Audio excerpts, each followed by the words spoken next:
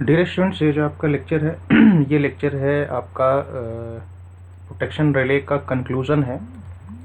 ये आपका induction type जो डायरेक्शनल ओवर करंट रिले है, जैसा मैंने आपको बताया था पिछले वीडियो में कि ये हम डिस्कस करेंगे। ये आपका लास्ट टॉपिक है प्रोटेक्शन रिले का। तो अब पहली बात ये है कि जैसा कि मैंने आपको बताया था कि अगर हमारे पास पहले से ही पावर रिले है तो हमें ये induction type directional over current relay की ज़रूरत क्यों पड़ी। पहली बात तो ये कि अगर आप ध्यान देंगे तो इंडक्शन टाइप जो रिले है, आपका पावर रिले है, वो काम तभी करता है जब दो फ्लक्स हो हमारे पास, मतलब एक फ्लक्स वोल्टेज का हो और एक फ्लक्स जो है हमारा करंट का हो। लेकिन अगर मान लीजिए सिस्टम के अंदर अगर एलजी फॉल्ट आया है, ठीक है, अगर सिस्टम के अंदर अगर एलजी फॉल्ट आया है या शॉर्ट सर्किट कंडीशन है, तो उस केस में क्या होगा कि आपका वोल्टेज जो है वो ड्रास्टिकली बहुत डिक्रीज़ कर जाता है। तो वो जो वोल्टेज इतना डिक्रीज़ करता है तो उसकी वैल्यू इतनी कम हो जाती है कि वो उतना फ्लक्स नहीं जनरेट कर पाता है जिसकी जो आपका जो है रिले को ऑपरेट कर सके। ठीक है, तो इस चीज़ के लिए हम क्या करते हैं कि हम इसमें एक जो है डायरेक्शनल के साथ साथ हम नॉन डायरेक्शनल यूनिट भी हम यूज़ करते हैं।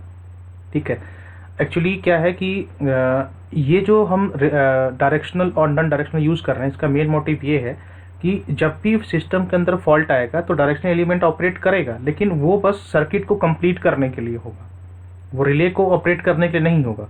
रिले का ऑपरेशन तभी होगा जब नॉन डायरेक्शनल एलिमेंट ऑपरेट करेगा। मतलब कि इस रिले को ऑपरेट करने के लिए डायरेक्शनल एलिमेंट और नॉन डायरेक्शनल एलिमेंट दोनों का ऑपरेट होना ज़रूरी है बारी बारी से। मतलब पहले आपका ये ऑपरेट करेगा, ये ऑपरेट करके सर्किट को कंप्लीट करेगा, उसके बाद सेकेंड स्टेप में ये काम करेगा। ठीक है, तो चूंकि जब तक ये नहीं काम करेगा तब तक ये नहीं काम करेगा, इस वजह से आपका जो है इसको हम डायरेक्शनल ओवर करंट रिले में हम क्लासीफाई करते हैं। ठीक है, तो वही चीज़ लिखा है यहाँ पे कि the directional power relay is unsuitable for the use as a directional protective relay under short circuit condition. अब शॉर्ट सर्किट में क्या होता है, सिस्टम वोल्टेज जो है बहुत नीचे वैल्यू पे चला जाता है और there may be insufficient torque, इस वजह से जो टॉर्क है वो इनसफिशिएंट हो सकता है। अब इस डिफ़िकल्टी को ओवरकम करने के लिए जो induction type directional over current relay हम यूज़ करते हैं, इसमें इसका जो वर्किंग है it is almost independent of the system voltage and the power factor, दोनों से इंडिपेंडेंट होता है। इसमें दो एलिमेंट होते हैं, डायरेक्शनल और नॉन डायरेक्शनल। तो देखिए ये है आपका जो ऊपर वाला जो आपका है वो डायरेक्शनल एलिमेंट है और नीचे वाला जो है वो नॉन डायरेक्शनल एलिमेंट है। जैसा कि मैंने आपको बताया था कि ऊपर वाला ऑपरेट जो है करेगा तो सर्किट कंप्लीट होगा और सर्किट कंप्लीट होने की वजह से ये जो आपका नॉन डायरेक्शनल एलिमेंट वो ऑपरेट करेगा। यानी कि किसी भी हालत में इस डायरेक्शनल एलिमेंट को ऑपरेट करना जरूरी है। जब तक ये ऑपरेट नहीं करेगा ये ऑपरेट नहीं करेगा। ठीक है, तो इसको हम इस तरीके से डिज़ाइन करते हैं कि अगर वोल्टेज की वजह से अगर थोड़ा सा भी फ्लक्स जनरेट होगा तो ये ऑपरेट कर जाएगा। इस तरीके से डिज़ाइन होता है, क्योंकि देखिए रिले को ऑपरेट करना एक अलग बात है और सर्किट को कंटिन्यू करना एक अलग बात है ना। क्यों कंटिन्यू करने में बस आपको एक स्विच लगाना है, तो स्विच के लिए बहुत छोटा पावर चाहिए, मतलब बहुत कम पावर चाहिए, तो इसके लिए काम कर देगा। लेकिन जब आप एक पूरा रिले को ऑपरेट कराएंगे तो उतना पावर शायद ये जनरेट ना कर पाए, डिस्क को घुमाना है, ये सब चीज़ नहीं हो पाता है। तो इसलिए इसको हम इन कॉन्टिन्यूशन या फिर कहे कि इन इंटीग्रेशन विथ ये हम इसको यूज़ करते हैं। ठीक है, अब डायरेक्शनल एलिमेंट क्या है आपका, तो ये डायरेक्शन रिले कुछ नहीं है, एक आपका डायरेक्शनल पावर रिले ही है। जब पावर फ्लो का एक स्पेसिफिक डायरेक्शन में होता है तभी ये फ्लो करेगा। मतलब जो आपने डायरेक्शनल पावर रिले पढ़ा है लगभग वही चीज़ यहाँ सारा कुछ है कि जो आपका पोटेंशियल ट्रांसफार्मर है वो आपका सिस्टम वोल्टेज से कनेक्टेड है और वो आपको पोटेंशियल जो आपका या वोल्टेज कॉइल उसको प्रोवाइड करेगा पावर और उससे फ्लक्स जनरेट कराएगा। और करंट कॉइल जो है ऑफ द एलिमेंट है ये सीटी से एनर्जाइट होगा और वाइंडिंग जो है अपर मैग्नेट के थ्रू नॉन डायरेक्शनल एलिमेंट के ऊपर वो चला आता है। इसी को ये सर्किट कंप्लीट करता है। आपका जो डायरेक्शनल एलिमेंट है ना वो इसी के सर्किट को कंप्लीट करता है। द ट्रिप कॉन्टेक्ट वो जो 1 और 2 आप देख रहे हो, यहाँ पे देखिए जो ट्रिप कॉन्टेक्ट 1 और 2 है आपका, है ना, यहाँ पे ये वाला इसकी बात की जा रही है।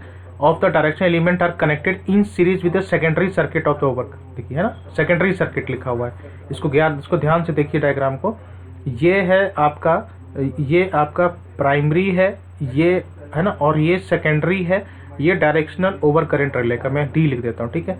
ये आपका प्राइमरी है नॉन डायरेक्शनल का, ये आपका सेकेंडरी है नॉन डायरेक्शनल का। देखिए ये कनेक्टेड हो गया ऐसे, तो वही लिखा है कि 1 और 2 जो है वो सीरीज में कनेक्टेड हो जाता है। वही मैं कह रहा हूँ ना कि जब ये सर्किट क्लोज हो जाएगा तो ये ऐसे जो है पूरा ऐसे क्लोज हो जाएगा, तो अब ये करंट का फ्लो जो है उस क्लोज सर्किट में होना शुरू हो जाएगा आपका, ठीक है। तो the direction element must operate first in order to operate the over current. जैसा मैं आपको बार बार कह रहा हूँ कि जब तक डायरेक्शनल एलिमेंट काम नहीं करेगा तब तक नॉन डायरेक्शनल काम नहीं करेगा, ठीक है। नॉन डायरेक्शनल एलिमेंट क्या है, ये आपका एक नॉर्मल ओवर करंट रिले है जो हम पढ़ते चले आ रहे हैं, और इसका जो डिस्क है ना, the spindle of the disc of this element carries a moving contact, ठीक है, which closes the fix contact. जो आपका यहाँ पे आप जो डायग्राम आप देख रहे हो, ये यहाँ पर है ना, ये इसको क्लोज करता है और यहाँ से ये ट्रिप सर्किट की तरफ जो है वो उसका सिग्नल चला जाता है। ऑपरेशन क्या है, under normal operating conditions power flows in the normal direction, ठीक है। वही बात है, कहानी सब कुछ वही चलनी है, बस इसमें एक स्टेप ये ऐड होगा कि जब पावर फ्लो का डायरेक्शन जब चेंज करेगा तो पहले क्या होगा, डायरेक्शनल रिले का सर्किट क्लोज होगा, वो सर्किट जब क्लोज हो जाएगा तो नीचे वाला जो आपका नॉन डायरेक्शनल है वो काम करेगा। बस यही चीज़ एडिशन है, बाकी कोई चीज़ एडिशन नहीं है इसमें, सारी कहानी वही लिखनी है इसमें भी, ठीक है। तो जब नॉर्मल ऑपरेट कंडीशन में होगा तो पावर फ्लो डायरेक्शन चेंज नहीं करेगा सॉरी, तो इसमें induction type over current relay काम नहीं करेगा। लेकिन जब शॉर्ट सर्किट कंडीशन आएगा तो इसका टेंडेंसी ये है करंट का कि पावर फ्लो का डायरेक्शन जो वो रिवर्स कर जाएगा, उस रिवर्सल की वजह से जो ऊपर का डिस्क है वो घूमेगा और उसकी वजह से कॉन्टैक्ट 1 और 2 जो है वो कनेक्ट हो जाएंगे, सर्किट कंप्लीट हो जाएगा और ओवर करंट रिले जो है वो काम करना शुरू कर देगा, और इस वजह से आपका डिस्क जो है वो रोटेट करेगा और मूविंग कॉन्टैक्ट जो है वो आपका सर्किट को ट्रिप कर देगा, ठीक है। तो ये था आपका रिले का जो है लास्ट टॉपिक था आपका, जिसमें हमने पढ़ा डायरेक्शनल इंडक्शन कप रिले। तो ये आपका जो है रिले का जो है लास्ट लेक्चर है। ओके, सो कोई डाउट हो तो you can ask, and thank you so much.